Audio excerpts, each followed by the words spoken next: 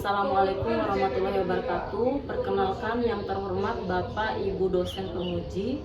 Perkenalkan, nama saya Sofia, NIM 3325720056, Program Studi Agribisnis Perikanan di LPTK Universitas Pancasakti Tegal.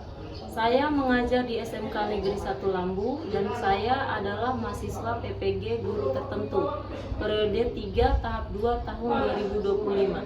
Ini KTP saya.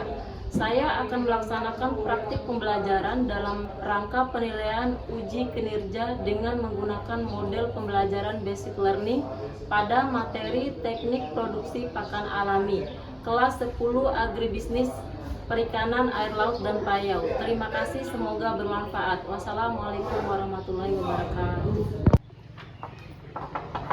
Assalamualaikum. Waalaikumsalam warahmatullahi wabarakatuh. Ya, assalamualaikum warahmatullahi wabarakatuh. Waalaikumsalam warahmatullahi wabarakatuh. Ya, sebelum kita belajar, kita berdoa dulu agar kegiatan kita hari ini berjalan dengan lancar. Ibu minta tolong kepada ketua kelas Musafika untuk mengajak temannya belajar bersama. Baik teman-teman, sebelum kita mulai belajar, marilah kita berdoa sesuai kepercayaan kita masing-masing. Berdoa dimulai.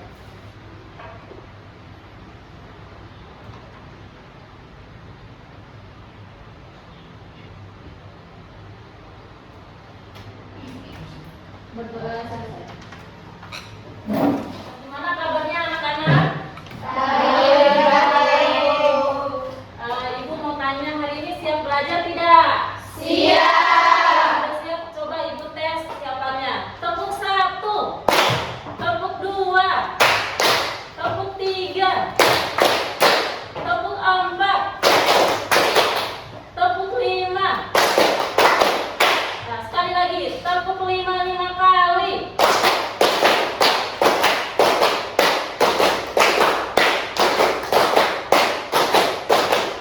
Yeay. Selanjutnya ibu akan absen terlebih dahulu. Anissa, Hadir Bu.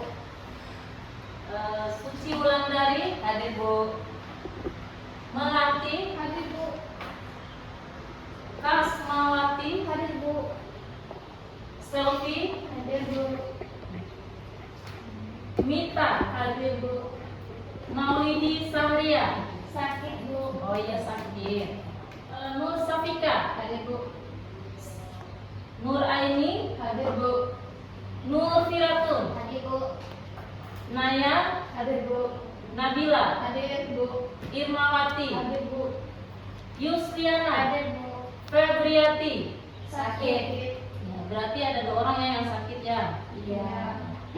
Mari kita menyanyikan dulu lagu kebangsaan Indonesia Raya. Nah, Ibu minta tolong kepada Melati untuk memandu temannya ya.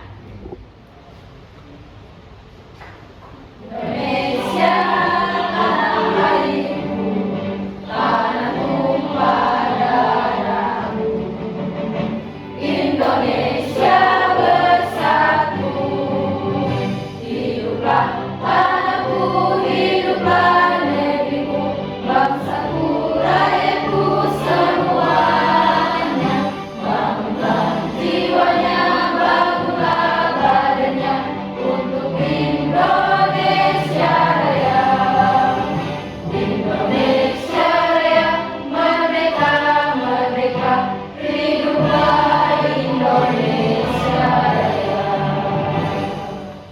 Selesai. Silakan untuk duduk kembali.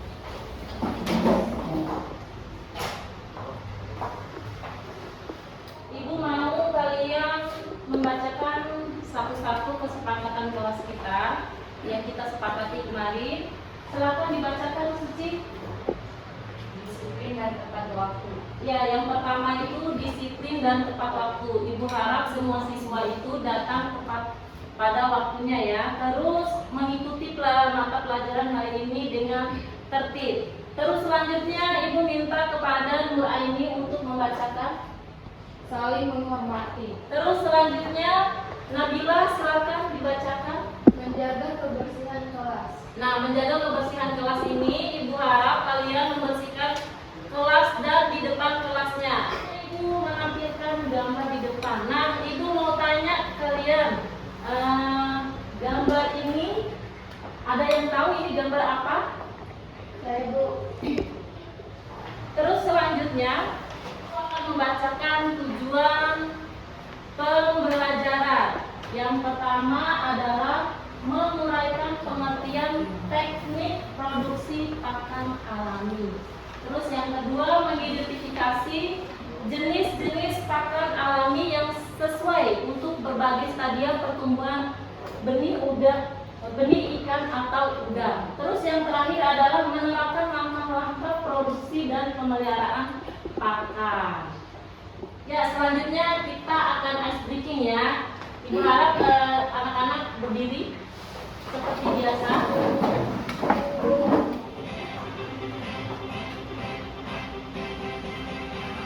Yeay.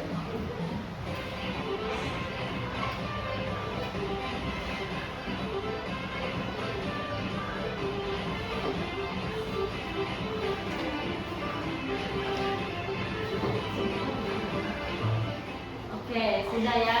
Selanjutnya, Ibu menampilkan gambar. Nah, kalian tahu nggak ini gambar? Tahu.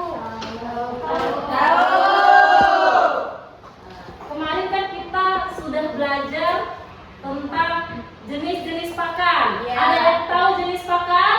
Tahu. Ada berapa jenis pakan? Ya.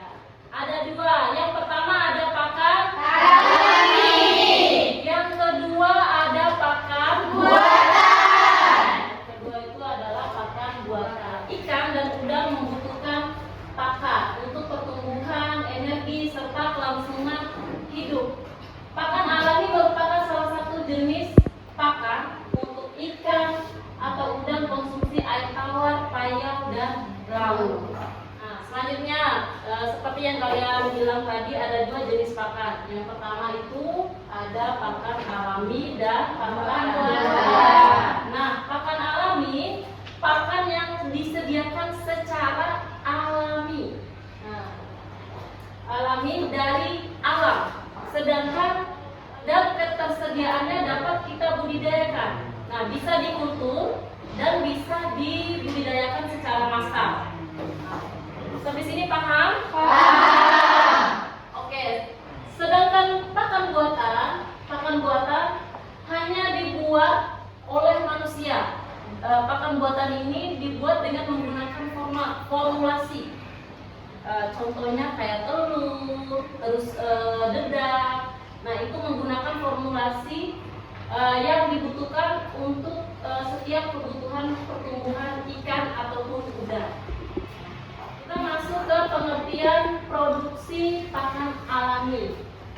Produksi pakan alami adalah kegiatan membudidayakan atau mengembangkan organisme hidup kecil yang dapat dijadikan makanan bagi ikan. Selanjutnya kita masuk ke manfaat produksi pakan alami. Yang pertama itu kandungan nutrisinya.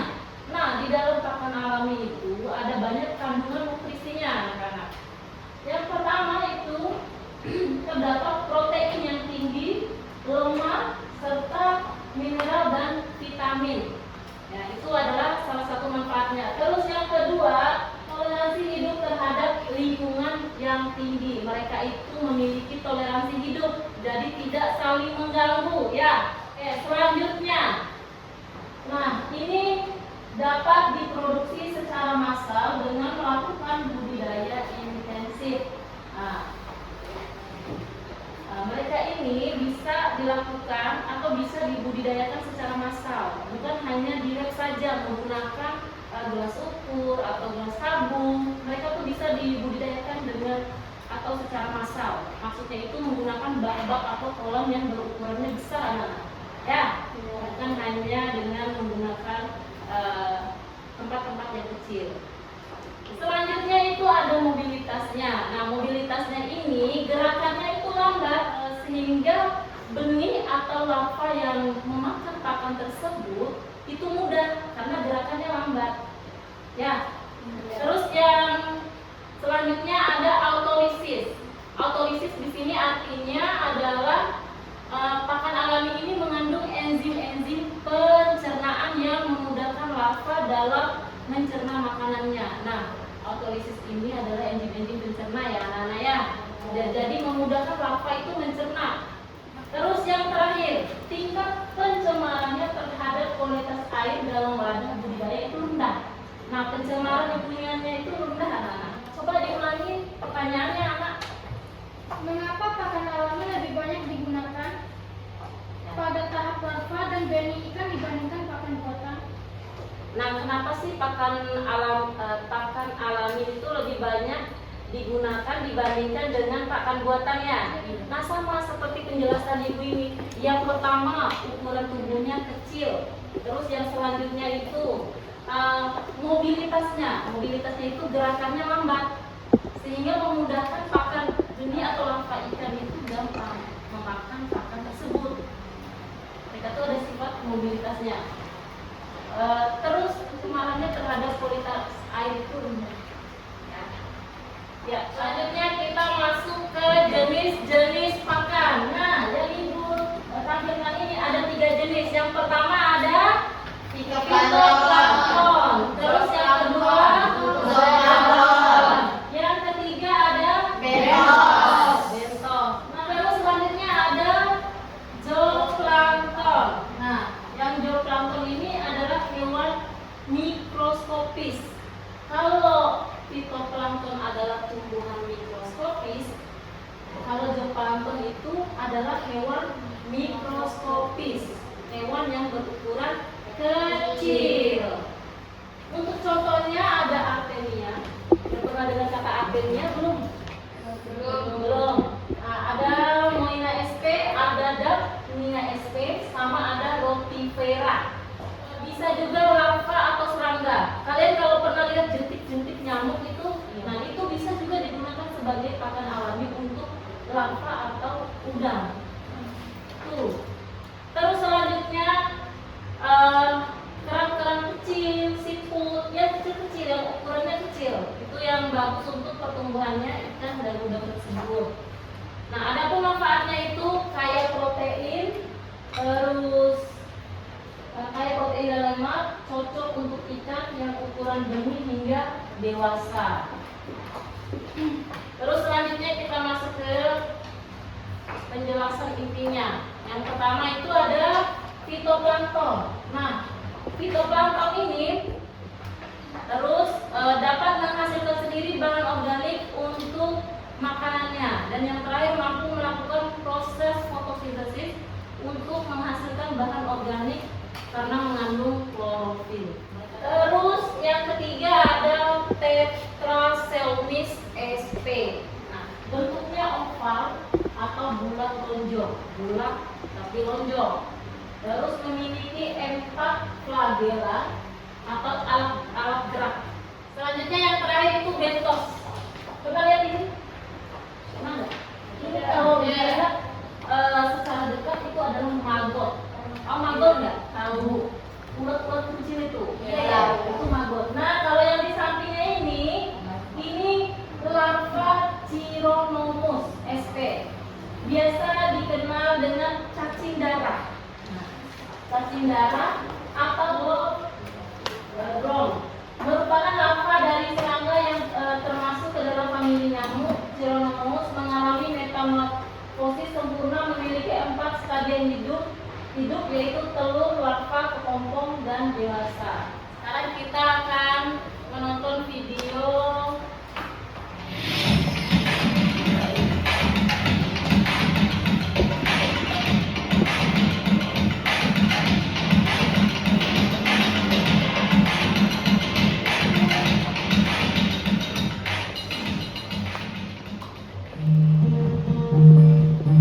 Wadah dibersihkan dengan menggunakan sabun atau kaporit, kemudian dibilas dengan air bersih dan dikeringkan di bawah sinar matahari selama 1 hari.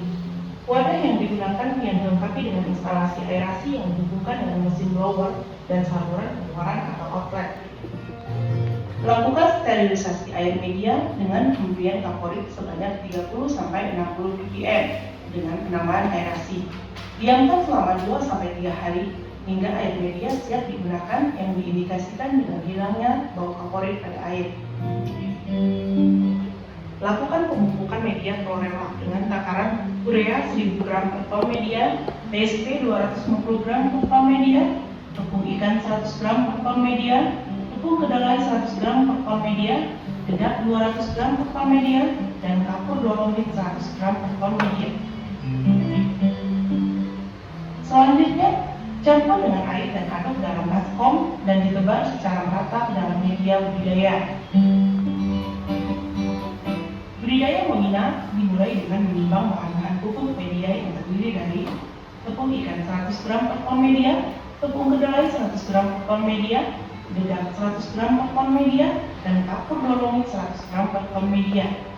Pupuk yang sudah ditimbang kemudian campur dengan air dan diaduk dalam baskom, ditebar secara merata dalam media budidaya. Berikut tadi video tayangan tentang budidaya Monia SP menggunakan klorela. Selanjutnya Ibu akan membentuk 3 kelompok. Ibu bagikan kelompoknya ya. Ibu bentuk 3 kelompok. Kelompok pertama itu ada Anissa, Suci Wulandari, Melati, Kasmawati, dan Selvi. Kelompok ketiga ada Nur Firatu, Naya, Nabila, dan Firmawati. Silakan duduk sesuai kelompoknya masing-masing.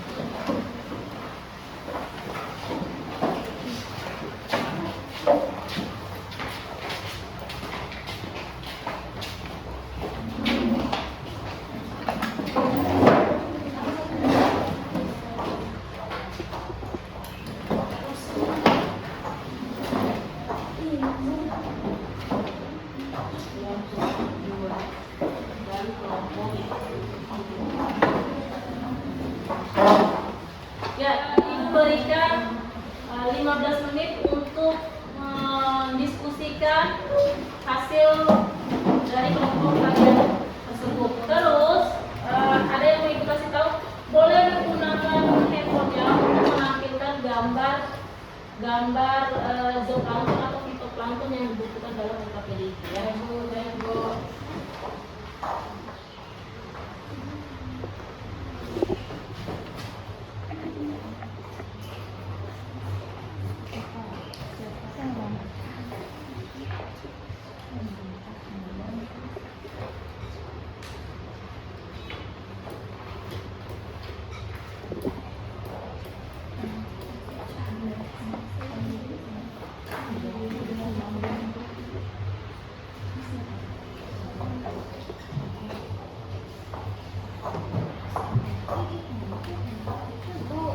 Ya, silakan.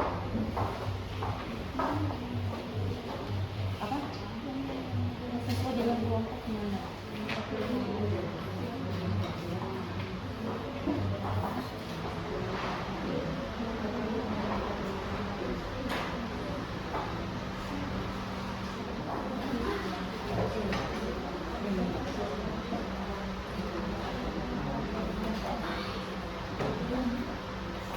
Waktunya sudah selesai. Ibu Wita sudah siap? Siap. Kalau sudah siap, Ibu minta untuk kelompok 1 maju presentasi.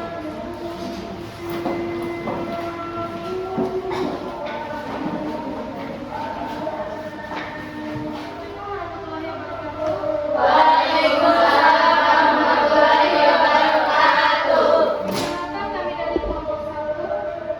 Tolong untuk diperhatikan ya. Atas nama Melati, Dan saya Anissa, dan saya Suci Wulandari, dan saya Kasmawati, dan saya Selvi. 1. Identifikasi jenis fitoplankton contoh spirulina. Spirulina adalah contoh jenis fitoplankton yang merupakan mikroalga mikrobis penyebab warna hijau pada air, berfotosintesis dan menjadi dasar rantai makanan perairan. Fitoplankton seperti spirulina punya ciri berukuran kecil, bergerak pasif mengikuti arus,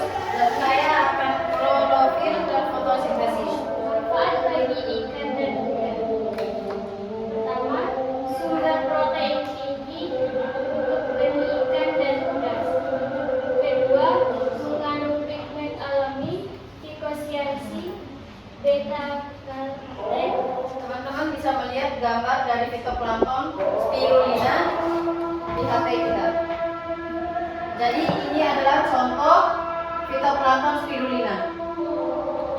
Selanjutnya kami akan membuka sesi tanya jawab.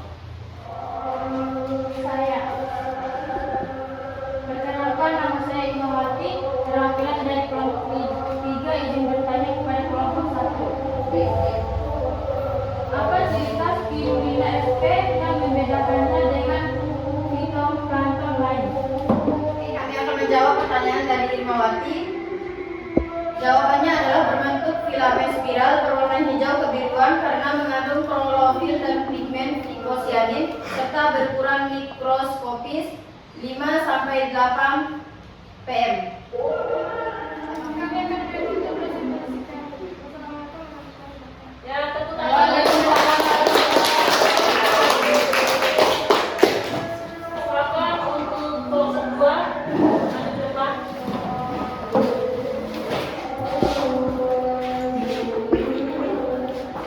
Assalamualaikum warahmatullahi wabarakatuh. Waalaikumsalam warahmatullahi wabarakatuh. Kami dari kelompok 2 akan mempresentasikan mengenai zooplankton. Berikut kelompok kami, saya sebagai moderator, Saya sebagai pemateri 1. saya sebagai pemateri 2. Saya sebagai konsulen. Baik, untuk selanjutnya langsung saja saya serahkan kepada pemateri 1. 1. Identifikasi jenis zooplankton Artemia sp. Artemia adalah zooplankton jenis crustacea, sejenis kuda-kuda kecil, hidup di perairan payau atau laut dengan kadar garam tinggi atau hipersalin. Fungsi bagi larva ikan. 1. Sumber pakan utama sesuai ukuran mulut larva ikan. 2. Meningkatkan pertumbuhan. Kandungan protein dan lemak mendukung perkembangan cepat. 3. Meningkatkan kelangsungan hidup atau survival rate karena gizinya lengkap dan mudah dicerna. Ini zooplankton jenis Artemia. Iya. Ya, Artemia. Oke. Bisa dilihat? Bisa. Selanjutnya kami membuka sesi tanya jawab. Bagi yang ingin bertanya langsung saja saya serahkan kepada silakan bertanya. Izin bertanya, mengapa cacing sutra banyak digunakan untuk pakan benih ikan? Karena ibu bantu jawab ya. Karena kalau menggunakan cacing sutra itu nutriennya tinggi, terus ada vitamin, ada mineral, ada lemaknya ya. Baik, kami tutup untuk presentasi hari ini. Lebih dan kurangnya kami mohon maaf. Bila taufiq wal hidayah. Assalamualaikum warahmatullahi wabarakatuh. Waalaikumsalam warahmatullahi wabarakatuh. Selanjutnya silakan maju untuk kelompok 3.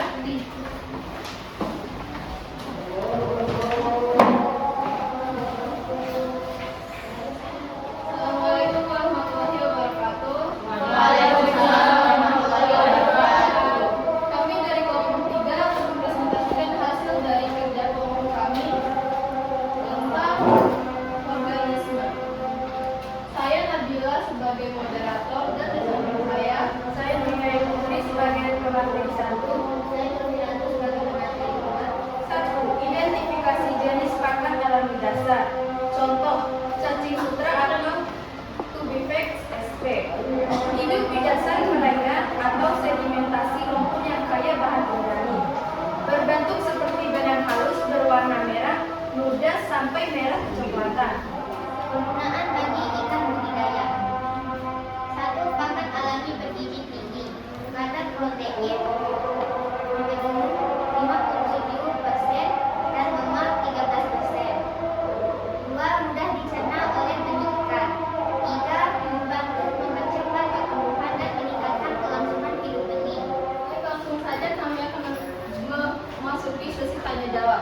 Ada yang ingin bertanya? Ikan jenis apa saja yang biasanya diberi pakan alami berupa cacing sutra?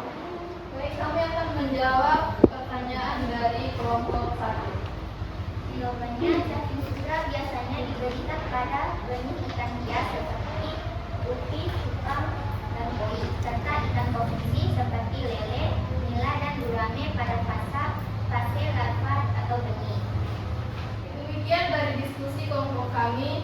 Jika ada salah kata mohon dimaafkan. Wassalamualaikum warahmatullahi wabarakatuh. Waalaikumsalam warahmatullahi wabarakatuh.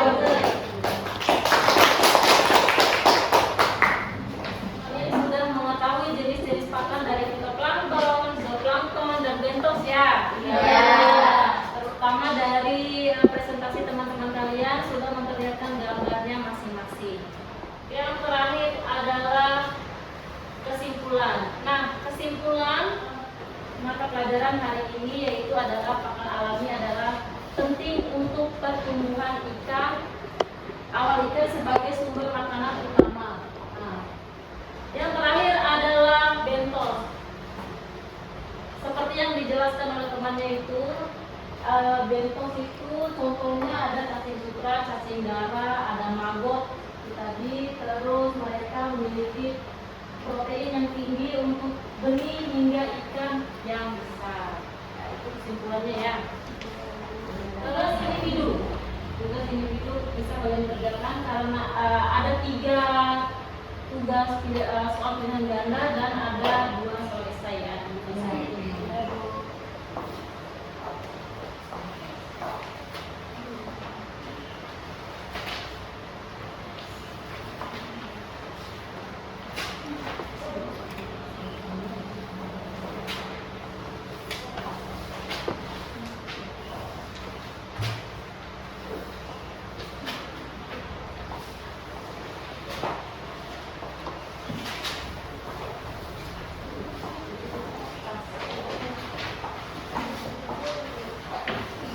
Ibu kasih waktu 10 menit untuk mengerjakan tugas individunya.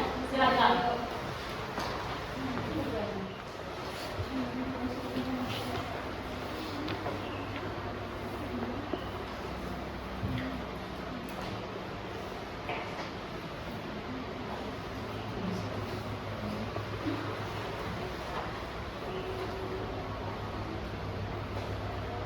Oh, ada yang sudah silakan dikumpulkan dulu. Yang sudah ya.